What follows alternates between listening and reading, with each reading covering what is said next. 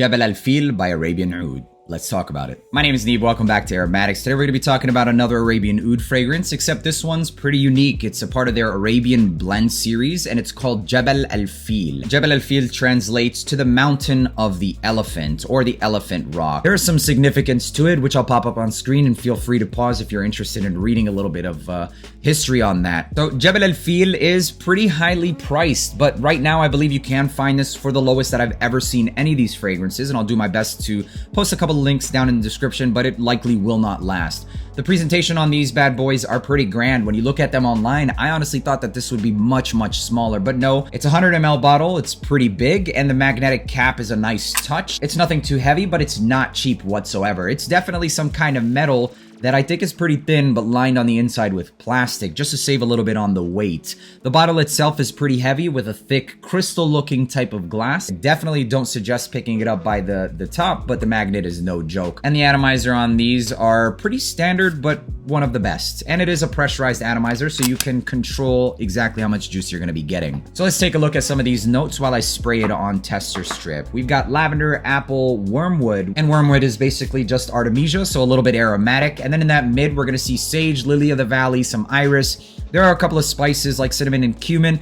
Don't run away from this fragrance yet. The cumin is not prominent. And then there's tonka bean, vetiver, amber, and balsamic aromas. A couple of other notes as well. But basically what you're going to get a lot of in this opening is a hefty dose of lily of the valley. You're going to get lavender and apple. Slightly aromatic, and you do get a hefty dose of this raspberry, which gives it a cooling effect without actually going into like the mentholated or minty territory. The basil does make this one stand out a little bit more and really just adds more of like this character to the entire soapy vibe. And the apple adds a little bit of crispness and fruity scent profile so that this one doesn't go completely herbal or spicy. There's a pretty hefty dose of the lavender combined with the apple, which does a good job at counteracting. The cinnamon and cumin are in the mid, and they're definitely there, but they're coated with that entire soapy vibe in the iris, so it's not going to completely overtake. It just adds a little spicy vibe underneath it all.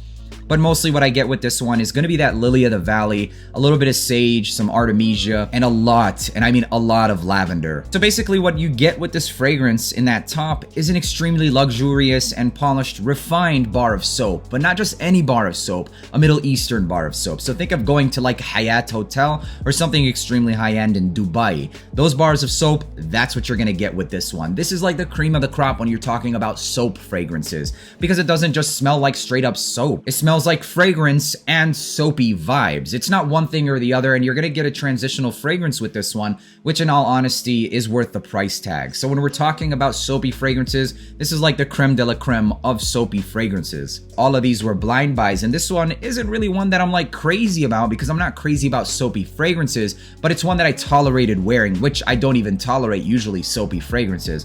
Nevertheless, this one was pretty nice because it did have those transitions. So that soapy vibe is over the entire fragrance, but underneath it all, you're gonna pick up like a nice transition, slight roller coaster vibes, because at one point you get something that's herbal, and then at the other slightly spicy, but then it starts to dry down into something much more wearable and sexier in my opinion. It gets rid of a lot of those herbal vibes, the lavender tones down a bit, the soapiness is still there, but it adopts this warm, ambery, and tonka vibe. Overall though, this entire DNA is pretty balsamic, slightly sour from the top all the way to the dry down. There is frankincense in here, which is dosed up extremely heavily, and you're going to sense it from the top to the bottom. Once you get into the mid to dry down, you're going to pick up that balsamic vibe, and now it's going to be overtaken by this frankincense, specifically frankincense.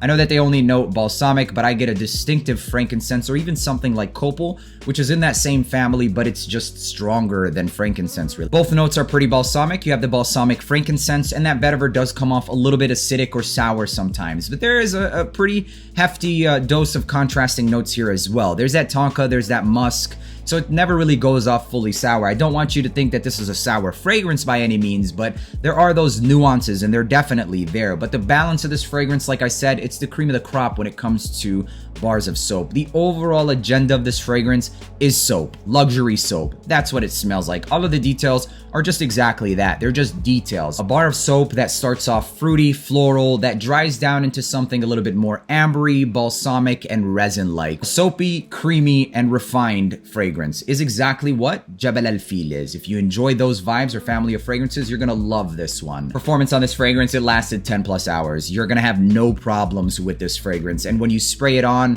you literally feel like you showered in it, and the oils don't go anywhere. On skin, 10 plus hours, on clothing, to the next day. That's what I love about getting all of these Arabian Oud fragrances, is that one thing's for sure, all of your money you're gonna get in return in terms of performance. So Jabal Al Fil, that's all I have to say about it. If you enjoyed watching this video, make sure to leave a like, hit that subscribe button, and until the next one, peace.